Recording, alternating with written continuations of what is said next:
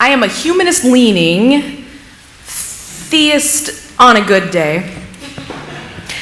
Sort of agnostic on all the days, but a lover of praying, especially when I'm really mad at a God that I may or may not believe in. And most of you, or some of you, already know, because I've been here a few times and I talk about it a lot, that I came out of a fire and brimstone United Pentecostal tradition that taught me a whole heap of things that I do not believe. About, specifically for today's sermon, what the day of Pentecost, for which my tradition was named, meant, and what might have really happened there on that day. Now, we celebrated, maybe not we as Unitarian Universalists, but the Christian world celebrated the day of Pentecost about a month ago. But I'm not done preaching this sermon yet, so y'all get it again. And I am fully aware that I am preaching to a beloved body of believers in all kinds of very different things, because that's an easy assumption to make in a Unitarian Universalist congregation, isn't it? But I believe also that it is no accident nor incidental detail of my particular calling that I am a former United Pentecostal. And it is no small thing and no lightly made choice that Unitarian Universalism is unequivocally and unabashedly the beloved faith of my grown-up soul.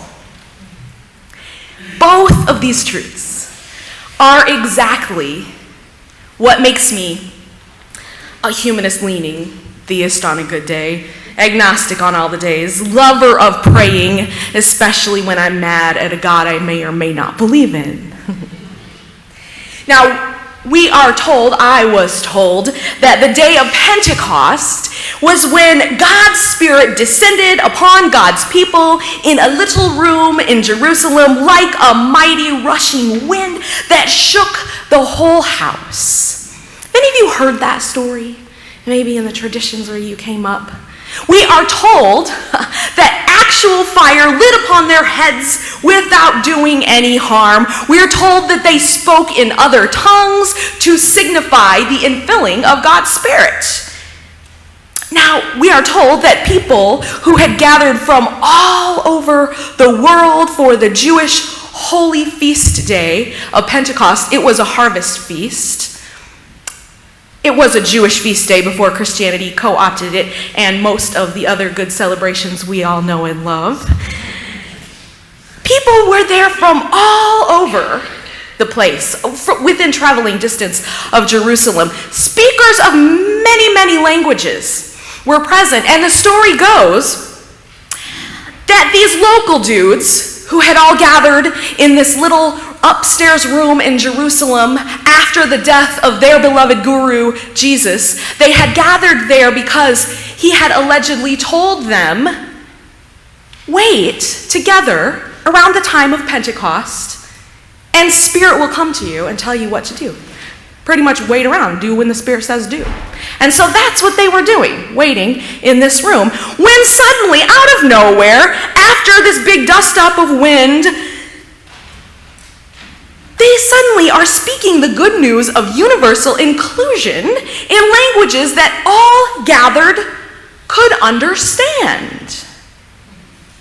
Just suddenly, there's fire lit on their heads and they start looking around saying, holy cow, dude, your head is on fire. But when the words come out of their mouth, it's in a language they don't understand. Well, it freaks them out, of course, as the story goes, and they start trying to get out of that room because what else are you going to do, right? And as they're spilling out into the streets, trying to warn people that something really woo-woo is going on up there, they realize that they are still not speaking in their native tongues. They're speaking in languages they don't understand. But the thing is, the people who are there that have gathered from all over the known world were hearing the good news of universal inclusion in their own languages. And that's it. That is the Christianized message of Pentecost as it is commonly taught. Whoop, there it is. The Spirit-filled people, they spoke in other languages so that others could understand the good news in their own tongue. The end. Now, I know that is too much suspension of disbelief for nearly everyone in this room, including and especially me. I know that. I also know that we know that sacred texts were never written with the intention of being taken literally. I know that there were probably other deep metaphorical meanings that have been completely lost on us through many translations and cultural shifts over the millennia. I know that. But I also know that to me, there is no other religion-based story that is more Unitarian Universalist. And I'll tell you why. Let me tell you about what being a Unitarian Universalist raised in Pentecostalism means to me. It means that I get to have, in my cultural canon of sacred stories, a tale of the most diverse group of people imaginable, assembled for a celebration, and a smaller group of who had gathered especially to listen for ways in which they could do the greatest amount of good for the most people in a time of major leadership transition, when Spirit unexpectedly and unceremoniously showed up and showed out and showed them that they could celebrate common ground through diversity, not in spite of it. Wow, they'd never tried that before. No hierarchy? Everybody with equal access to all that is good and holy? Downright heresy. Everybody with equal access to all that is good and holy. Spirit, source, God, evolution, natural progression didn't suddenly give everyone a common language or perspective on that day, and has not yet done so anywhere that I know of. But the story tells us that on that day, Spirit spoke through people in ways that all the other people could understand. People who never expected to be fully included in the celebration because they were too different. They were foreigners. Now that revelation required for me a recalibrating and a screwing up of all the religious dogma that I was taught about what made that story significant and worth sharing through the generations. It occurred to me that it was, don't tell my parents I said this, okay? It was never about the woo-woo of speaking in tongues. That is something that a particular sect of a particular faith made up to feel special and set apart, which was exactly the opposite of the whole dang point. It was and is about speaking clearly and deliberately in ways that draw people in and include us all. That is the magic of Pentecost that was lost on me for 24 years as a Pentecostal girl. Beloved Unitarian Universalist siblings in faith, we often speak and sing of the Spirit of life, which we sometimes use as a sort of placeholder, right, for the source that each of us would define very, very differently. There are as many opinions about what that Spirit is in this room as there are people here, probably more because I know I have several working definitions depending on my mood. But if the infilling of the Spirit is anything real at all, then I believe it must be about nothing less than radical inclusion and saying things out loud that we believe matter in the ways that people can understand. And sometimes that requires deliberate effort. And so this, I believe, is the true call of Pentecost. We, believers in covenant, not creed, atheists, theists, and everyone who rightly makes up their own definition of the holy, if we are to believe that full inclusion of all who want to know what we have to offer is a worthwhile goal, inherent to our values and the principles and the covenants that define who we are together, then may I submit to us that we are speaking in the Spirit when we speak the languages of the hearers.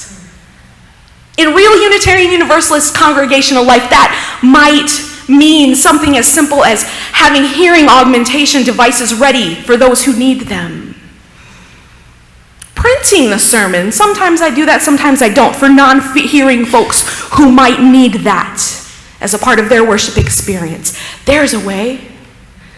Always using the microphone when possible. Including a relevant and thoughtful message for children when children are present. Speaking in the language that all hearers can understand. Creating worship that honors the needs of people with neurodiversity and cognitive differences.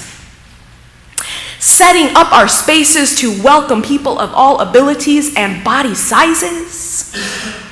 Radically welcoming all kinds of conventional and non-conventional, whatever that means, families. Finding practical ways to navigate literal spoken language barriers. Calling people of all genders and identities by their true names and pronouns. Lifting especially the wisdom of the oppressed and the marginalized. Making it a priority to share multicultural music. Preaching from all of our Unitarian Universalist sources and then some, the words of our modern day world changers, the wisdom from the world's myriad religions, the wisdom of science and nature and technology and ongoing discovery that we can't even yet imagine. Enfolding those in our canon. That, my friends, is how I believe one goes about the business of speaking in the Spirit. Tongues of fire. Indeed. The metaphor of fiery communication is significant to me partly because of what fire can do. Out of control tongues of fire do nothing but kill and destroy. Deliberate, tended tongues of fire can burn away the dross and leave behind only the strong and precious things of value. Tongues of fire light the chalices that are just a metaphor for us, after all. We are the tended, welcoming fire.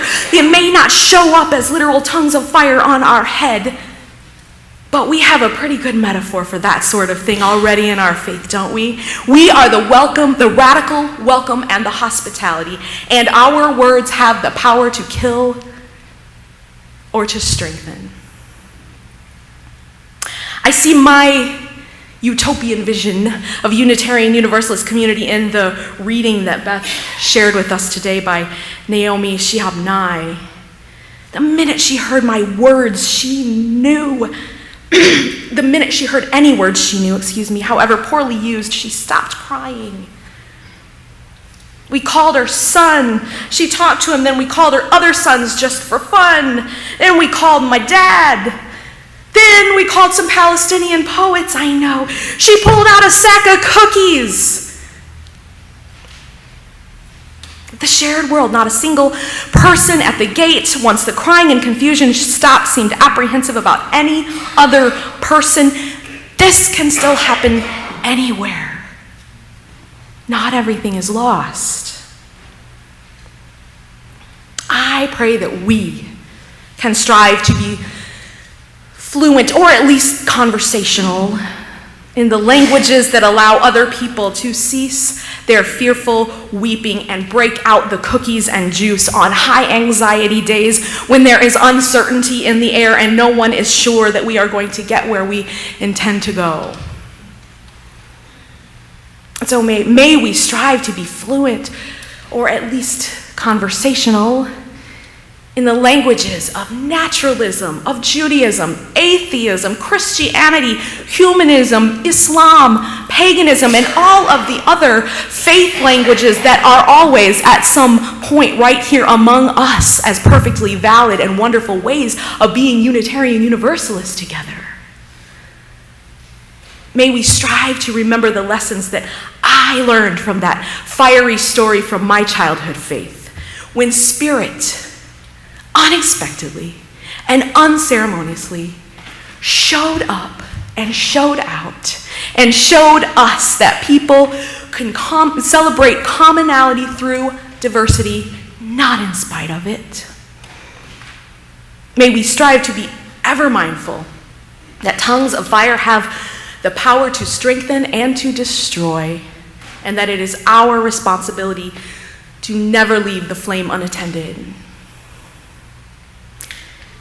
In a little while, we're going to sing one of my favorite hymns. And my highest hope for us on this day is right in the lyrics. May the fire of commitment set our mind and soul ablaze.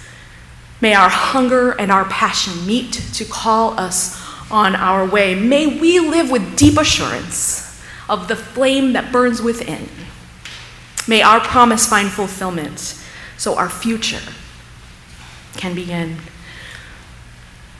And may all the good that we hope for ourselves and for each other be stoked and fueled here today as we speak together in ways that all can hear the message of saving love in their languages. May it be so, and amen.